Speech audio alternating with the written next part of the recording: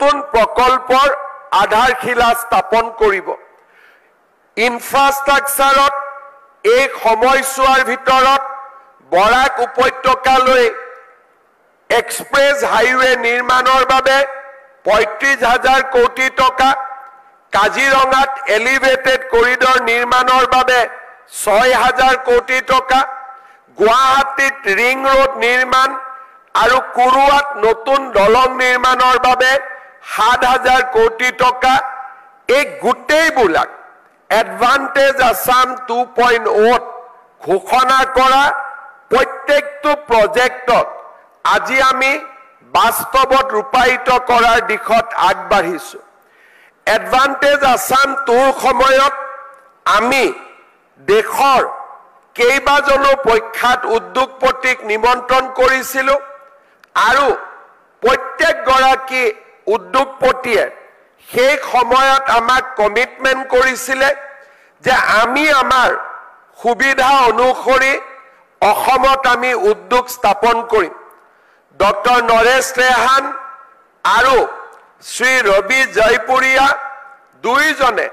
Advantage Assam 2.0 অংশগ্ৰহণ কৰিছিলে আৰু আমাক প্ৰতিশ্ৰুতি দিছিলে যে কেইবাটাও নতুন প্ৰজেক্ট তেখেতসকলে অসমলৈ আনিব আজি ডক্টৰ ত্ৰেহানৰ উদ্যোগত মেদান্ত হস্পিটাল যি নেকি 5,000 প্লাস লোকৰ বাবে এমপ্লয়মেন্ট অপৰচুনিটি আনিব আমাৰ ৰবি জয়পুৰীয়া ডাঙৰীয়াৰ উদ্যোগত 100 বেডেড মেটাৰনিটি হস্পিটাল আৰু লেমন ট্ৰী হস্পিটাল য'ত নেকি আকৌ 1000 লোকৰ নিয়োগৰ সুবিধা সৃষ্টি কৰিব আজি তিনিওটা প্ৰতিশ্ৰুতি বাস্তৱত ৰূপায়িত হোৱাৰ সাক্ষী হিচাপে আমি ইয়াত উপস্থিত আছো ৰবি জয়পুৰীয়াৰ উদ্যোগত আমাৰ অসমত পেপসি কোম্পানীও কেইবাটাও ইনভেষ্টমেন্ট কৰিছে আৰু বৰুণ বিভাৰেজে খুব কম দিনৰ ভিতৰতে গোৱালপাৰাত আৰু এটা পেপসিৰ সফট ড্ৰিংক নিৰ্মাণৰ প্ৰকল্পৰ কাম আনুষ্ঠানিকভাৱে আৰম্ভ কৰিব শ্ৰী জয়পুৰীয়াৰ অসমত আগৰে পৰা তেখেতে পেপসিৰ সফট ড্ৰিংক উৎপাদন কৰা ফ্যাক্টৰী আছিলে এতিয়া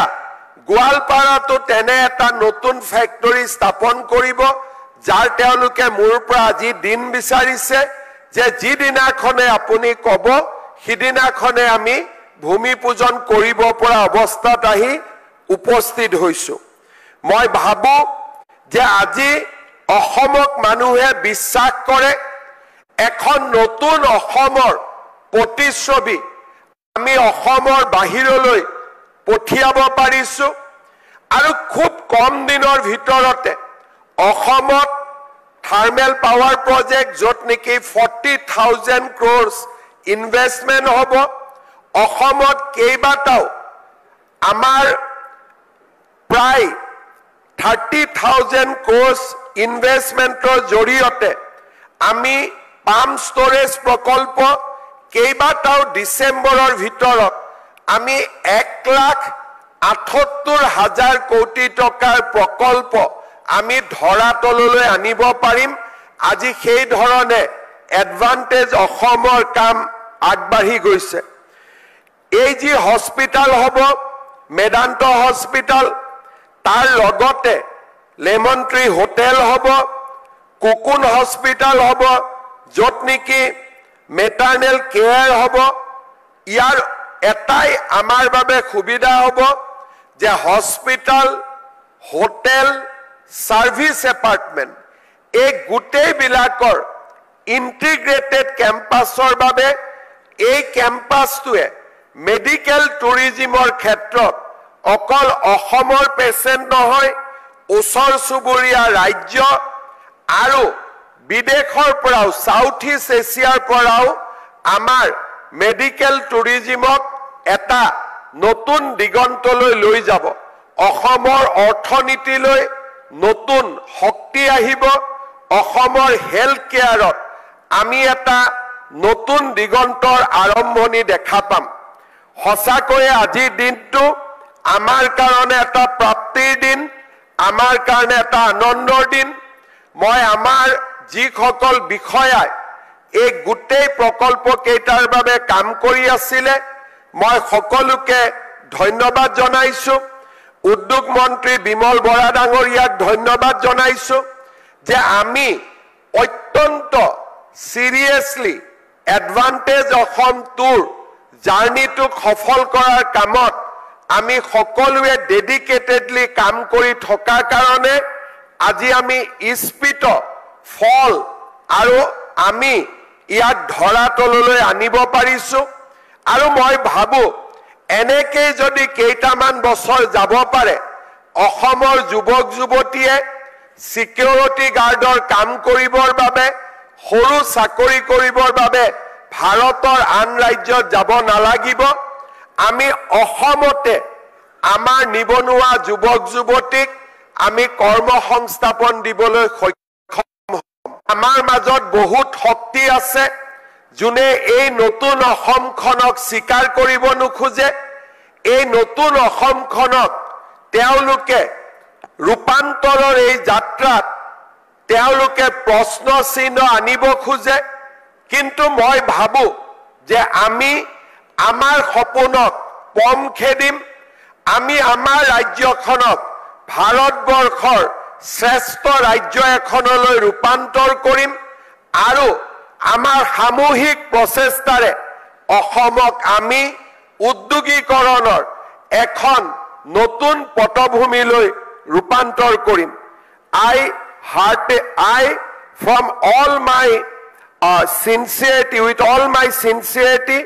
I thanks Dr. Naresh Trehan for taking this bold step to set up a Medanta hospital in Guwahati to Sri Ravikant Jaipuria ji for bringing two important projects to Guwahati I'd like to assure you that my team in the government of Assam will offer you fullest cooperation so that the entire complex can be visualized within 2 and 2.5 years. We will offer all support and will ensure that together whatever the sweetest journey today we have initiated will take the journey to its logical conclusion within 2.5 years, maybe little more early. And in the process, whatever help, whatever assistance you require from the government of Assam will be available 24 hours. And with the blessings of people of Assam,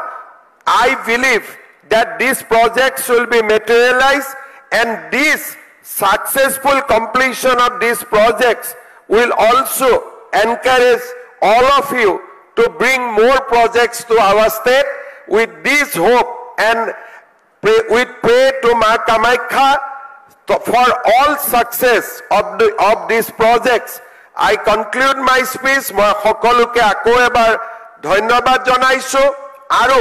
সকলোকে এই ৰূপান্তৰৰ যাত্ৰাত সহযোগিতাৰ বাবে আহ্বান জনাই